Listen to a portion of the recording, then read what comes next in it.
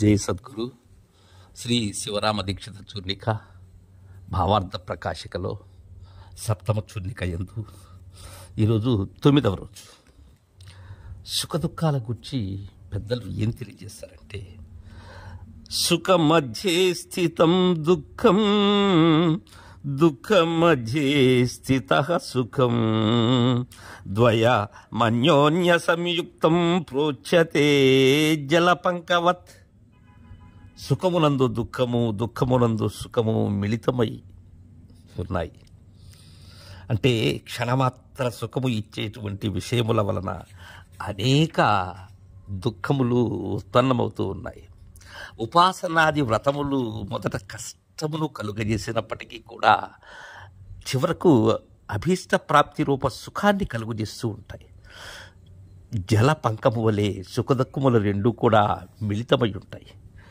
దేహదారి అయినటువంటి ఎవరి చేతైనా కూడా ఏ కాలమందైనా కానీ సుఖదుఖాలు జయించేందుకు వీలు కావు. కావున వివేకవంతుడు సుఖదుఖాది ద్వంద్వముల యందలి కోరికను విడిచిపెట్టి శరీరమును ప్రారబ్ధమునకే వదిలిపెడుతూ ఉంటారు. దీనికి ఏం చెప్తారంటే పెద్దలు, నిరపేక్షో నిర్వికారో నిర్భర శీతలాశయ అగాధ బుద్ధిరక్షుబ్ధో భవ చిన్మాత్ర వాసన. అంటే నిరపేక్షుడు కమ్ము అంటున్నారు.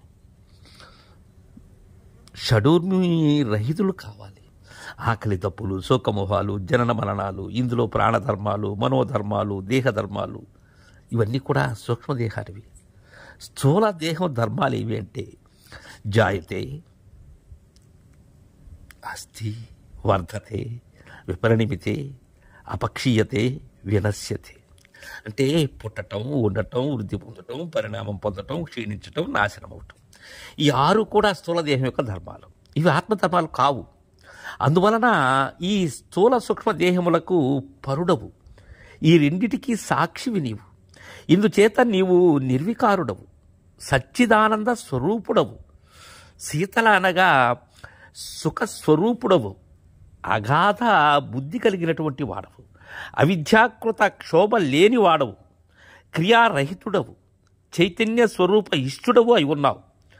ఆ పరిపూర్ణ బ్రహ్మమే నేను అని బ్రహ్మజ్ఞానులైనటువంటి వారు తెలుసుకుంటున్నారు.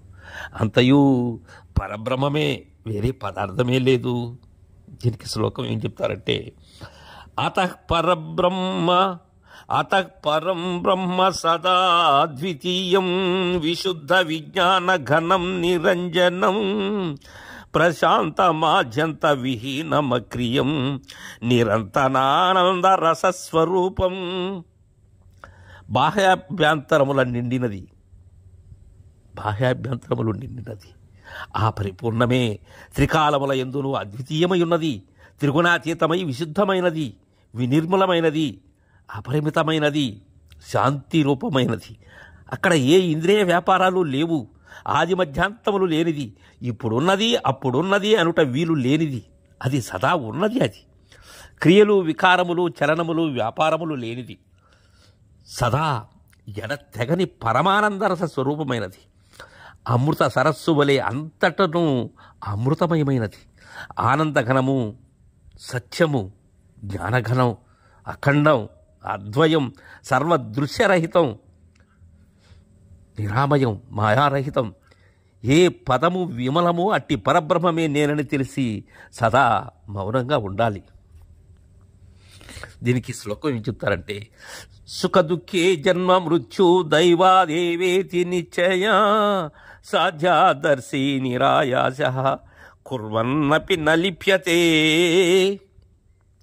యథార్థ జ్ఞానం కలిగినటువంటి వారికి కర్మఫలం అంటదు. ఎందుకంటే ఇక్కడ 4 విషయాలు తెలుసుకోవాలి. ఒకటి, యథార్థ జ్ఞానం కలిగినటువంటి వారు ఫలకామనా రహితులై కర్మలు చేస్తుంటారు. ఇక 2, యథార్థ జ్ఞానం కలవారు శిష్టాచారము కొరకు కర్మలు చేస్తుంటారు.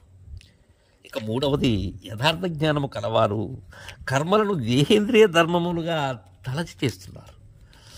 ఇక 4, యథార్థ జ్ఞానము కలవారు అహంకార రహితులై కర్మలు చేస్తున్నారు.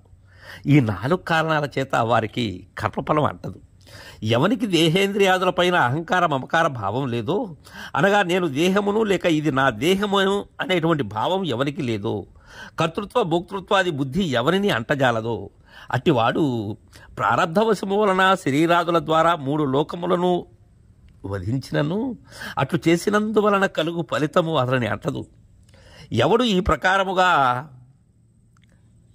నిశ్చయం కలిగినటువంటి వాడై సుఖదుఖములు జీవుల ప్రారంధ కర్మను అనుసరించే కలుగుతూ ఉన్నాయి అని తెలుసుకుంటాడు. అట్టి జ్ఞాని శ్రమ లేకయే ప్రారబ్ధవశము వలన కర్మలను చేయుచు ఫలాసక్తుడు కాడు.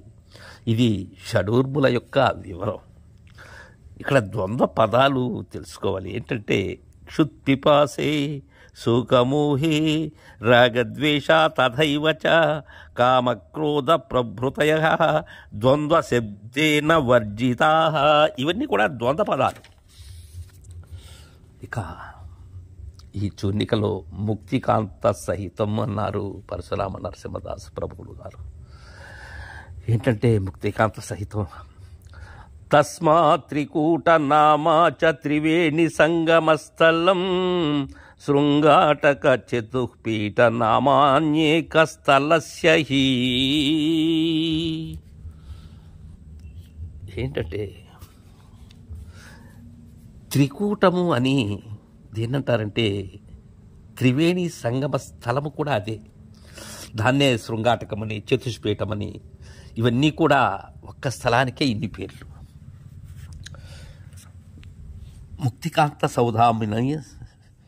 ముక్తికాంత సౌధామని లతా శరీరిణి. శృతి ఏం చెప్తుందంటే నీలతోయద మధ్యస్థ విద్యుల్లేకే పథ స్వధ అంటుంది.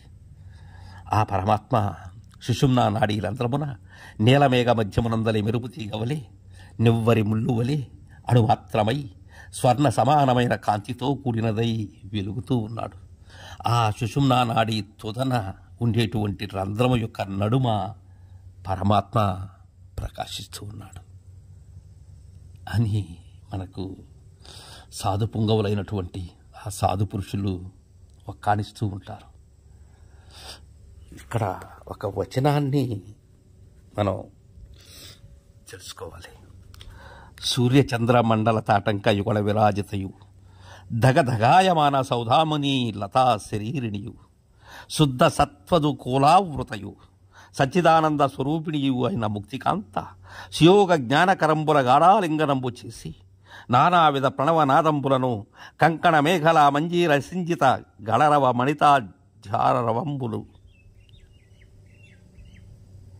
శలంగ విచార జనిత జ్ఞానానంద రసమధురాధరామృతంబు అనుభవించుచు పరవశంబున చిరు చెమట ఒడమ నిర్నిద్ర క్షుద్ర ముద్ర లక్ష్య దుర్గ్వచన మనోభావన జ్ఞానంబులనేక రూపంబు గావించి వితత పరిమితాను పమిత పరమోపరతి సుఖరసికుండవు సమాత్మరతుండవు సంస్కృష్టాత్యంత మర్మస్థానుండవు సందర్శితానంత కళామండలుండవు ప్రగలిత బిందుండవునై ఆనందింపు. దీని తాత్పర్యం ఏంటంటే చంద్రోదయ కాలంలో రసికుడు అంతఃపురంలో హంసతూలికా తల్పంలో హంసయానం మంజీరాది భూషణాలంకృత యోగు కాంతను గాఢాలింగనము చేసి అధరామృతాన్ని గ్రోలి రతి పారవశ్యుండై సుఖియుంచులాగున నీవు బ్రహ్మజ్ఞాన సమయమున బ్రహ్మనాళమును అంతఃపురమునందు ప్రత్యక్షాది ప్రమాణములకు గోచరము కానిది అగు తురీ అవస్థ. ఆ అవస్థ అనేటువంటి హంసతూలికా తల్పమునందు మూలాధారము మొదలగు చక్రములను అట్టి మంజీరాది భూషణయగు హంసయానం దుర్నిరీక్షములైన చిత్కళా సముదాయంబులచే ప్రకాశించుచున్నది. సచ్చిదానంద స్వరూపము కలది. ముక్తియగు కాంతామణిని నిష్కామ కర్మయోగము రాజయోగము అనడు హస్తములతో గాఢాలింగనంబు చేసి బ్రహ్మజ్ఞానజన్యంబైన ఆనందమును అధరామృతంబును గ్రోలుచు బ్రహ్మానందమయుండవై సుఖింపుము అని భావం. ఇది ముక్తికాంత సహితము అని మనకు పరశురామ నరసింహదాస్ గారు తెలియజేశారు. రేపటి నుండి మనం అష్టమ చూర్ణికను ముచ్చటించుకుందాం. జై సద్గురు.